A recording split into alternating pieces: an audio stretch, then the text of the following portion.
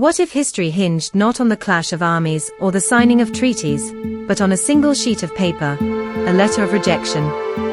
It's hard to believe that the most devastating conflict in modern history might trace its origins to something as seemingly trivial as an application to art school.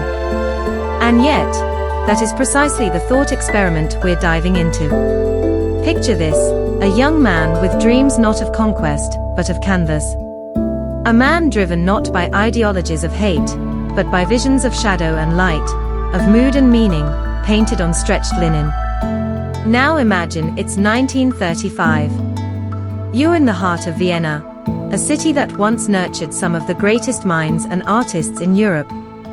You step into a gallery, warmly lit and filled with an eager crowd. The air is thick with the scent of varnish and intellectual curiosity. The walls are lined with intense, emotional paintings, swirls of darkness clashing with vibrant reds and blues, evoking the inner turmoil of a complex soul.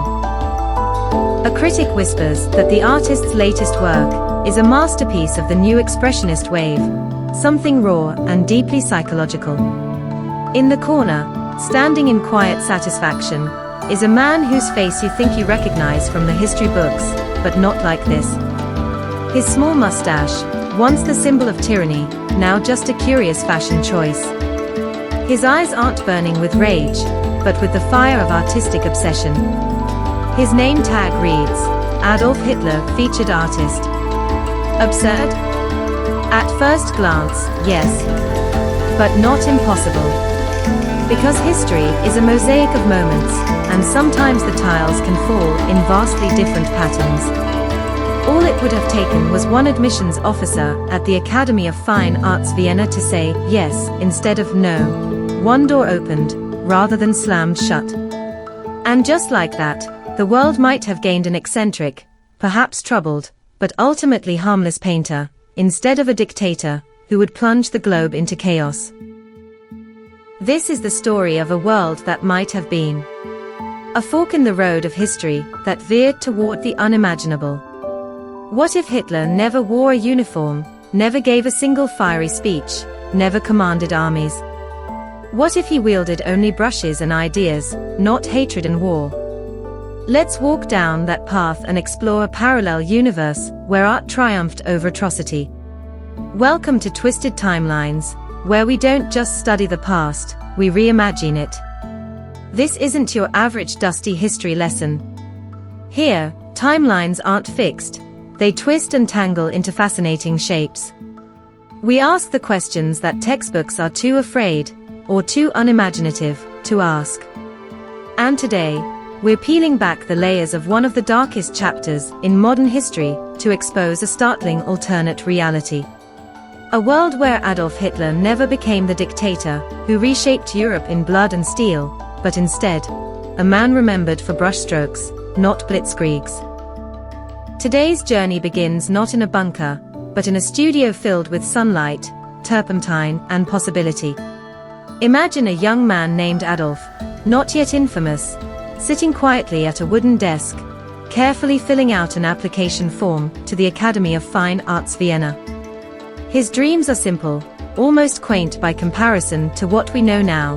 He wants to be an artist.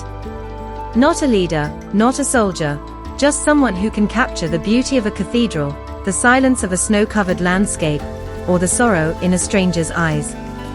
The reality? He applied twice. Once in 1907 and again in 1908. Both times, he was told he wasn't good enough. Not because he couldn't draw, his architectural sketches were detailed and precise, but because his paintings, critics said, lacked emotion. They found his work sterile, uninspired, even mechanical. And so, with each rejection, his world grew darker. His identity, already fragile from the death of both parents and a childhood marked by conflict and loneliness, began to crumble. But let's hit pause on the history we know and press play on the version we're imagining. What if, during that crucial audition, one jury member leaned in a little closer? What if, instead of dismissing his art, they saw promise? Not brilliance, perhaps, but raw potential. He needs training, they might have said, but there's something there. That single sentence, his in, could have done more than alter a resume. It could have given young Adolf a purpose. A way to channel his frustrations, his obsessions, his need to be seen and validated, into canvases instead of campaigns. Imagine the ripple effect. The man who, in our timeline, would one day weaponize propaganda, now learning how to capture light and emotion. Instead of harboring resentment toward the elites of Vienna, he might have become one of them. Instead of feeding on rage and rejection, he might have thrived on critique and creation. That fragile ego, so desperate for affirmation, might have found just enough of it in the applause of art shows rather than political rallies. In this alternate universe, Hitler's name might have appeared not in war tribunals, but in exhibition catalogues. The same intensity that once mesmerized crowds in beer halls might have instead moved audiences at gallery openings. And millions might have lived out long, peaceful lives, never knowing a world shaped by his wrath. So today, we ask, could the course of history have been softened by a few brushstrokes and a bit of encouragement? Let's rewind further and find out. In this striking reimagining, Adolf Hitler is no longer a symbol of destruction, but of creation, an artist whose evolving style mirrors the emotional currents of a turbulent Europe rather than igniting them. His early works, still rooted in rigid lines and careful detail, gradually give way to more expressive, emotionally charged canvases. Perhaps, as the years progress, his brush begins to convey not precision but pain, not power but protest. In this version of events, Hitler becomes an artist turned activist, his paint a plea for peace, not a prelude to war. By the mid-1930s, instead of tanks rolling into Poland, headlines across Europe celebrate the opening of his controversial new exhibition in Paris, Wounds of the World, a searing collection of anti-war pieces inspired by the lingering scars of World War I. His work stirs the intellectuals of the time. Picasso critiques it. Virginia Woolf writes about it. And while not everyone agrees with his technique, his voice in the cultural landscape is undeniable. His no furor is a fixture of the avant-garde. And in the absence of war, everything changes. Germany, rather than becoming the staging ground for fascist ideology, experiences an artistic revival. The Weimar spirit lives on, nourished by painters, poets, and philosophers.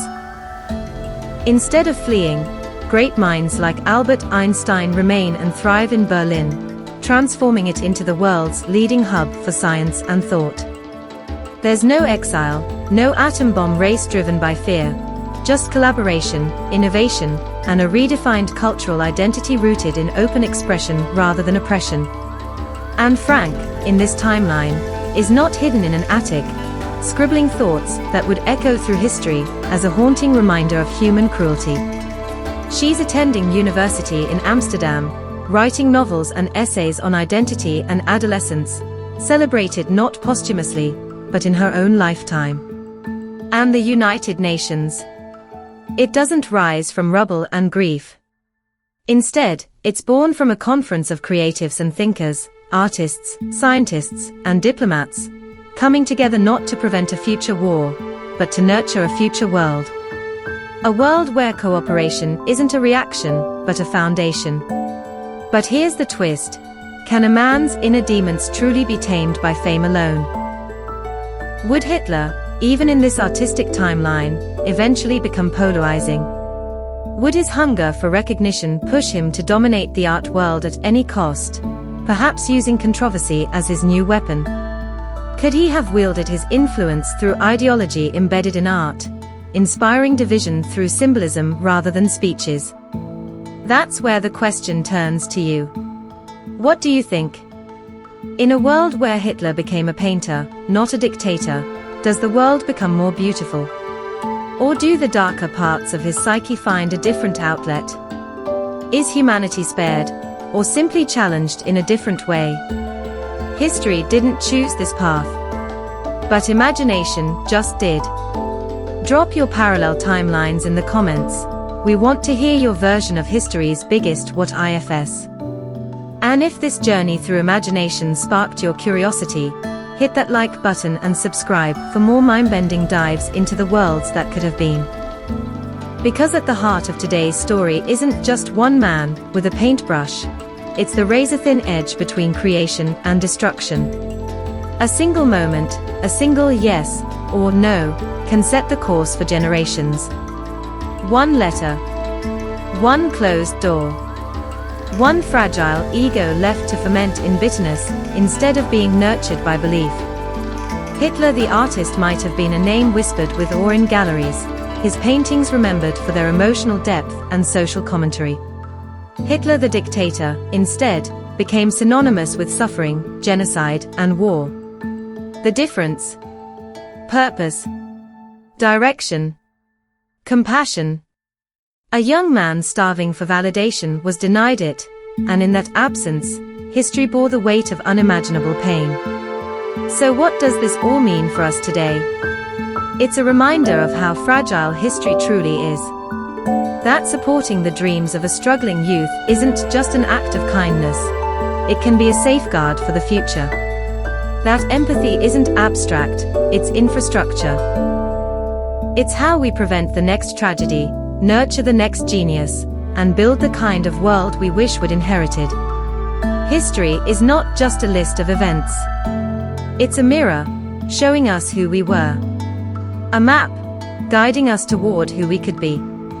And sometimes, it's a paint-splattered canvas, chaotic, unpredictable, yet full of potential. So the next time someone tells you dreams don't matter, or art isn't important, or that one person can't make a difference, remember this story.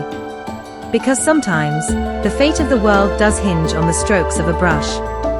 Until next time, keep asking questions. Keep imagining better futures. And keep painting the timeline with purpose. Keep dreaming. Keep imagining. And keep asking, what if?